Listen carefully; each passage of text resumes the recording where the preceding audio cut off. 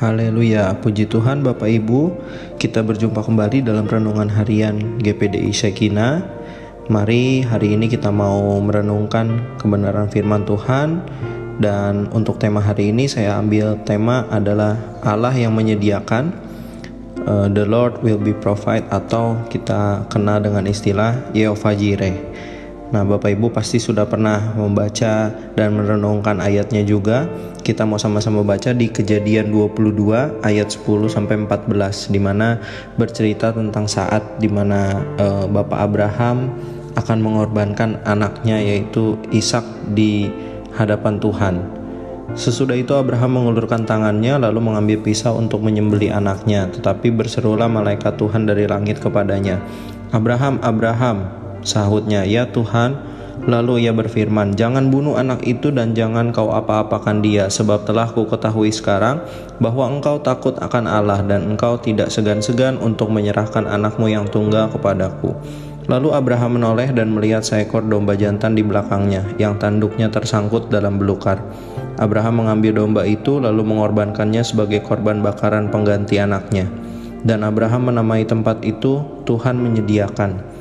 Sebab itu sampai sekarang dikatakan orang, di atas gunung Tuhan akan disediakan. Puji Tuhan. Bapak Ibu, kita membaca ayat ini di ayat yang ke-14 itu dikatakan tempat itu dikasih nama Tuhan menyediakan. Ini kalau di Alkitab NIV bahasa Inggris, the Lord will be provided, atau ya itu istilahnya Yehovah Jireh ya, bahwa Allah yang menyediakan, Allah yang akan memenuhi gitu ya Bapak Ibu ya. Nah, seringkali ayat ini atau istilah ini kita anggap sebagai suatu janji Tuhan buat kita itu lebih ke hal-hal yang material. Ketika kita ada kebutuhan, kita butuh uang, butuh rumah, butuh pekerjaan mungkin gitu ya. Kita berpegang pada istilah ini Yehovah Jireh, God will be provided, Tuhan yang akan menyediakan gitu ya. Memang tidak salah Bapak Ibu bahwa Tuhan memang sesuai janjinya akan memenuhi keperluan kita gitu ya, menurut kekayaan dan kemuliaannya seperti yang ada tertulis di Alkitab. Namun jika kita mau telusuri lebih lanjut dari cerita Abraham ini, sebenarnya ini bercerita tentang suatu bentuk penyerahan atas apa yang benar-benar berharga dalam hidup kita, yaitu dalam hal ini adalah Ishak, anaknya yang sudah bertahun-tahun dinantikan oleh Abraham untuk dia bisa punya anak gitu ya. Saat Tuhan meminta anaknya itu disembelih dan dipersembahkan, inilah bentuk ketekunan Abraham. Ini bisa kita analogikan kalau di dalam kehidupan kita, ketika mungkin kita punya sesuatu yang sangat kita sayang-sayang, sesuatu yang sangat berharga dalam kehidupan kita, apapun itu bentuknya, ketika Tuhan minta, Tuhan akan ambil. Nah, di situ iman kita mungkin istilahnya diuji, apakah kita rela untuk melepaskan sesuatu itu jika memang Tuhan minta gitu ya. Saatnya Tuhan minta atau Tuhan ambil, apakah kita akan sanggup untuk merelakannya. Karena kembali lagi, semua kepunyaan Tuhan, dan mungkin saja di balik itu semua Tuhan sudah menyediakan yang lebih baik lagi dari sesuatu yang ingin Tuhan ambil dari kita itu gitu ya Bapak Ibu. Makanya disinilah bentuk ujian atas penyerahan diri kita kepada Tuhan atas sesuatu yang kita punya.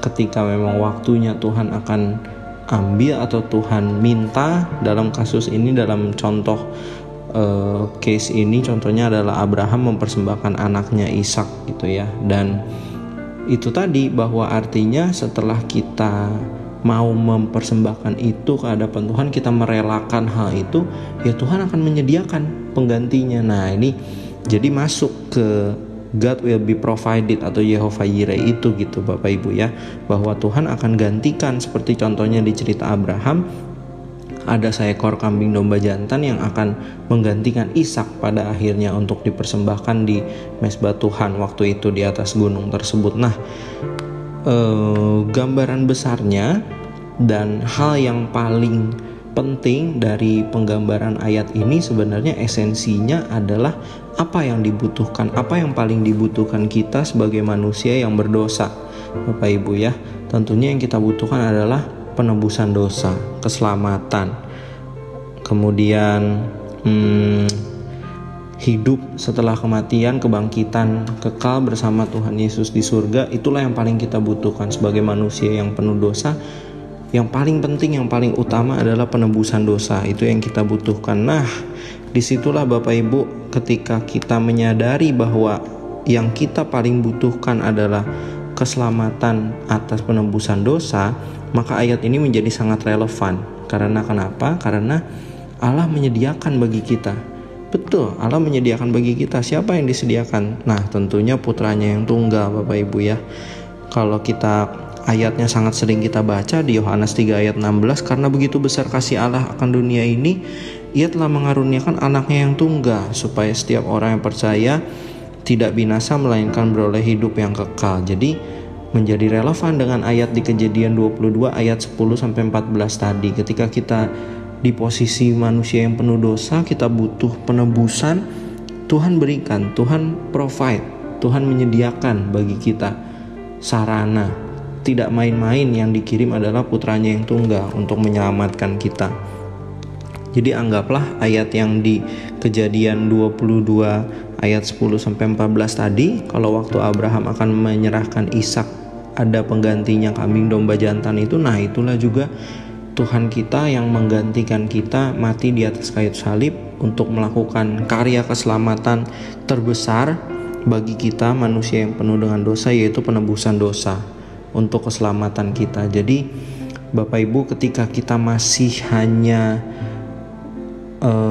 berharap atau ada masalah dalam kebutuhan kita, dalam hidup kita sehari-hari, kebutuhan di bidang ekonomi, kebutuhan di bidang pendidikan, karir, pekerjaan dan sebagainya, percayalah bahwa kita sudah mendapatkan yang lebih dari semua itu. Yang paling penting yang Tuhan sediakan bagi kita, yang Tuhan provide bagi kita, yaitu adalah karya penebusan untuk keselamatan kita dari dosa. Puji Tuhan Bapak Ibu, semoga renungan ini bisa menguatkan kita dan membawa kita boleh lebih berserah kepada kehendak Tuhan, supaya kita mau lebih lagi dekat dengan Tuhan dan menikmati berkat-berkat dari Tuhan yang disediakan bagi kita.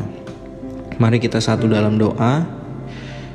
Puji Tuhan, kami mengucap syukur Tuhan untuk kesempatan pada hari ini, di mana kami boleh kembali merenungkan sebagian firman Tuhan. Tuhan, bentuk dan bimbing kami Tuhan, untuk semakin hari kami boleh lebih berserah akan kehendak Tuhan. Kami boleh menikmati berkat-berkat Tuhan. Kami boleh melihat penggenapan janji firman Tuhan, bahwa Tuhan telah sediakan karya terbesar bagi kami melalui keselamatan dari dosa-dosa yang kami lakukan. Tuhan, kami juga percaya Tuhan akan penuhi setiap apapun kebutuhan yang ada di dalam hidup kami.